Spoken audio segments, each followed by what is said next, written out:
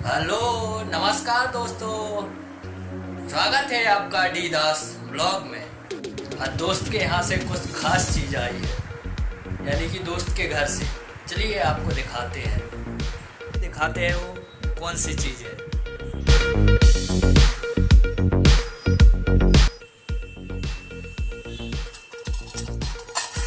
वाह, देख सकते हैं दोस्त के घर से आया है। आपके मुंह में भी पानी आ जाएगा देखकर।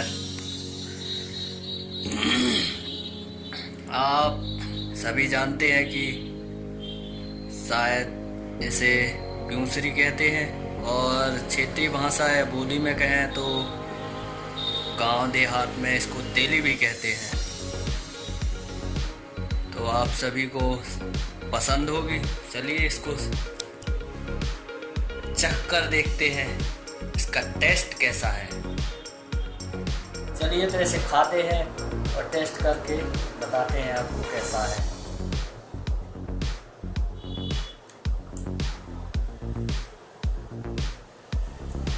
एक नंबर। धन्यवाद दोस्त।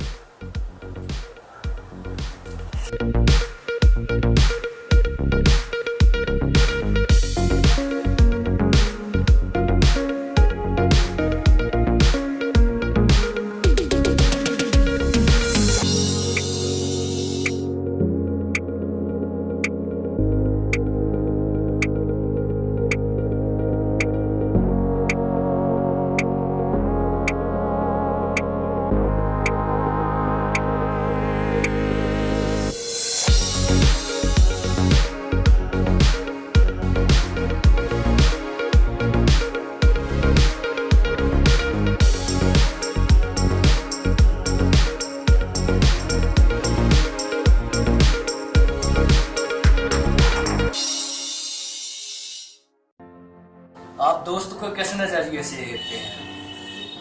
गरीब, अमीर, छोटा, बड़ा, उम्र में छोटा, उम्र में बड़ा? यदि आप इस तरीके से देखते हैं तो आप गलत हैं। एक्चुअल में दोस्त दोस्त होता है, ना वो गरीब होता है और ना अमीर होता है। वो दोस्त दोस्त ही होता है।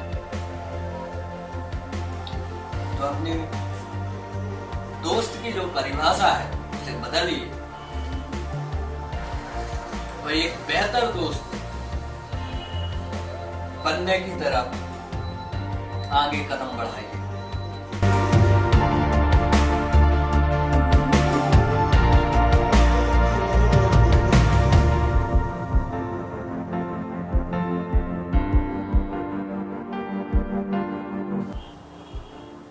ध्यान रखिए, दोस्ती तभी आगे बढ़ सकती है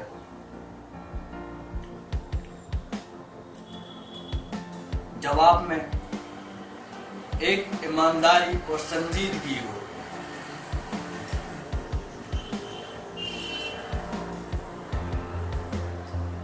एक अच्छा दोस्त पाने से पहले एक अच्छा और ईमानदार शख्स जरूर बनिए।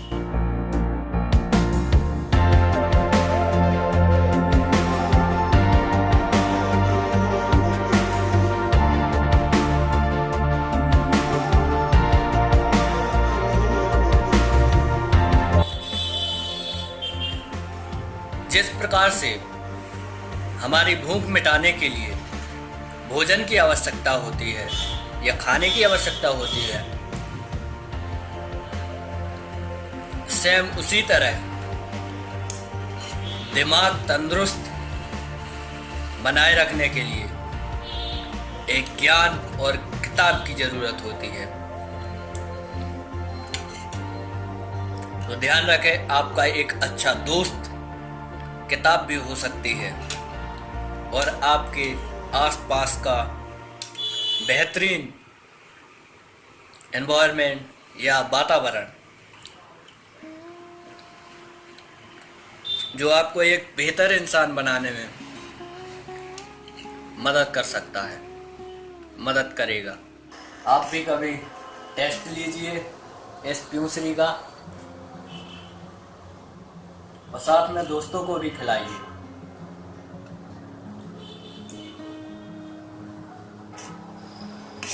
आप अपनी डिक्शनरी से या शब्दकोश से कहें मैं शब्द हटा ही दीजिए।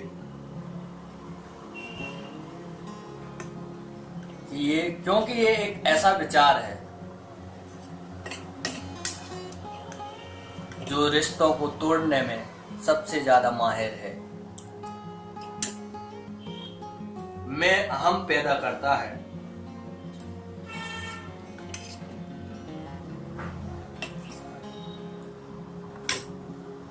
जो अहम खुद को ही धीरे धीरे नष्ट कर देता है। आपने एक कहावत सुनी होगी जो कि गांव गांव में बहुत प्रचलित है। वो कहावत दरअसल उन्हीं कहे तो लोगों ने बनाया है जो एक्चुअल में पहले शिक्षा ग्रहण करते थे या करने जाते थे। वो कहावत है, पढ़े लिखे कछु न हो, हर जोते कुठला भर हो। पर एक बनाई क्यों गई है?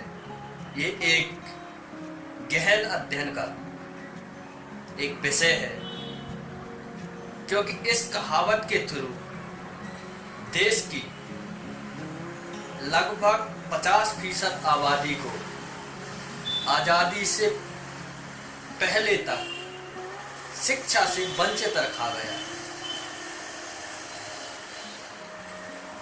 और उन्हें यही बताते रहे कि पढ़े लिखे कछु ना हो और हर जोते कुठला भर हो। लेकिन जिन्होंने एक कहावत बनाई है या क्रिएट की है, वो लोग तो शिक्षा ग्रहण कर रहे थे, लेकिन इस कहावत के थ्रू लाखों करोड़ों को वंचित रखा। ये एक विवादास्पद संवाद भी हो सकता है, क्योंकि एक कंट्रोवर्सी, तो इसके पीछे आप भी जाइए, सोचिए आखिर है क्या। क्योंकि पढ़े बिना पढ़े कुछ नहीं होने वाला। तो बहुत महापुरुषों ने कहा है, विद्या बिन मति गई। तो विद्या नहीं है तो कुछ भी नहीं है। इसलिए आप भी एक मिनी पुस्तकालय जरूर बनाइए। यदि कुछ है आने वाली पीढ़ी को कुछ देने के लिए आने वाली पीढ़ी को, तो वो ये पुस्तकें ही हैं जो आपके आने वाली पीढ़ियों में निरंतर ज्ञान का प्रवाह कर सकती हैं। वो आपकी आने वाली पीढ़ियों और भविष्य और भूत का, यानी जो पिछला है, वो हिस्ट्री के बारे में जान सकते हैं। जानते हैं इसके बारे में पेरियार साहब ने क्या कहा है। अपने समय के अच्छे खासे रैशनलिस्ट, दार्शनिक, इन्हें दक्षिण एशिया का सुकरात कहा जाता है। इसके नाम से ही बहुत सारे लोग खौफ खा जाते हैं, क्योंकि उन्होंने पोंगापंथी और तमाम ऐसी जो कुरीतियाँ थी उनको उखाड़ फेंकने का काम भी किया है। तो आप भी पढ़िए। यदि पढ़ने का शौक़ रखते हैं तो किताब ज़रूर पढ़िए। उससे आपका तो भला होगा ही, साथ में आपके अड़ोस पड़ोस और आने वाली पीढ़ियों का भी भला होगा। चलिए देखते हैं इसमें क्या लिखा है, खास तौर से ज्ञान के बारे में। यदि आप इस किताब को पढ़ना चाहते हैं तो आप अमेज़न पर से खरीद सकते हैं, उपलब्ध है। चलिए आपको कुछ बताते हैं इसमें पढ़ के। बुद्धिवाद, पेरियार कहते हैं बुद्धिवाद क्या है, बताते हैं इसमें। ज्ञान का आधार सोच है और सोच का आधार तर्कवाद है।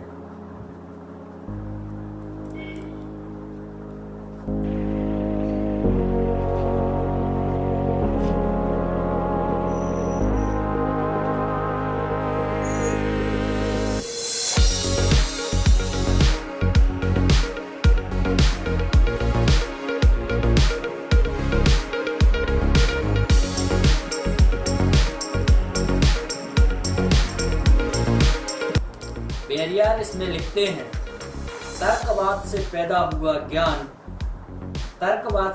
हुआ ज्ञान ही असली ज्ञान है। क्या महज किताबी ज्ञान हो सकता है? क्या कोई रट्टा लगाकर प्रगतिशील हो सकता है? ऐसा क्यों है कि उच्चतम बौद्धिक प्रतिभा वाले शिक्षित व्यक्ति, और वे भी जो विशेष रूप से विज्ञान में डिग्री धारी हैं, एक पत्थर को देवता मानकर उसके आगे दंडवत होते हैं? जो विज्ञान में महारत हासिल करने वाले विद्वान भी अपने पापों को धोने के लिए खुद को गंदे पानी से मलते हैं, क्या उनके द्वारा पढ़े गए विज्ञान और गोबर तथा गोमूत्र के मिश्रण से अभिषेक करने के बीच कोई संबंध है? तो आप सोच सकते हैं कि पेरियार कितना गहरा और कितना तर्कसंगत विचार रखते हैं। इसलिए वो कहते हैं, रट्टा लगाकर आप प्रगतिशील नहीं बन सकते हैं। तर्कवाद से पैदा हुआ ज्ञान ही असली ज्ञान है। तो आप भी धीरे धीरे तर्क करना सीखिए।